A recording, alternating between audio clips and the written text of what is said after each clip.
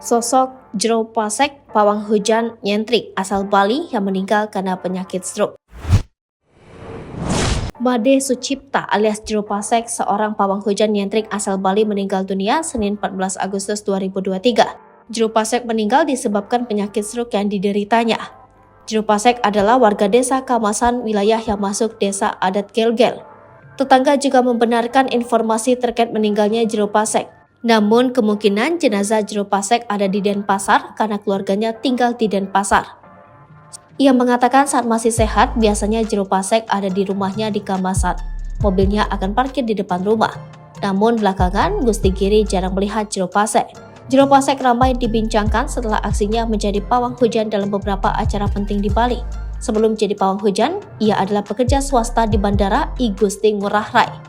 Ia bertugas membawa makanan ke maskapai. Pekerjaan itu dilakoninya sampai tahun 2008.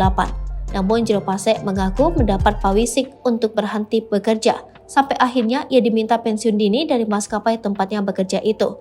Saat itulah ia memantapkan diri menjadi seorang pawang hujan. Jero Pasek kerap menarik perhatian publik karena aksinya yang unik.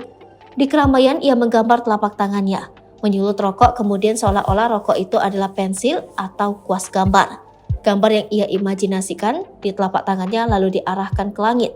Saat itu terjadi, ia terkesan sedang mengendalikan awan.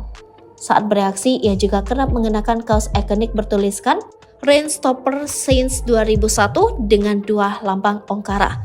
Di belakang bajunya bertuliskan Jero Pasek pawang hujan Ciwa Buddha. Beberapa kali, aksinya itu dianggap berhasil mencegah hujan saat acara-acara besar.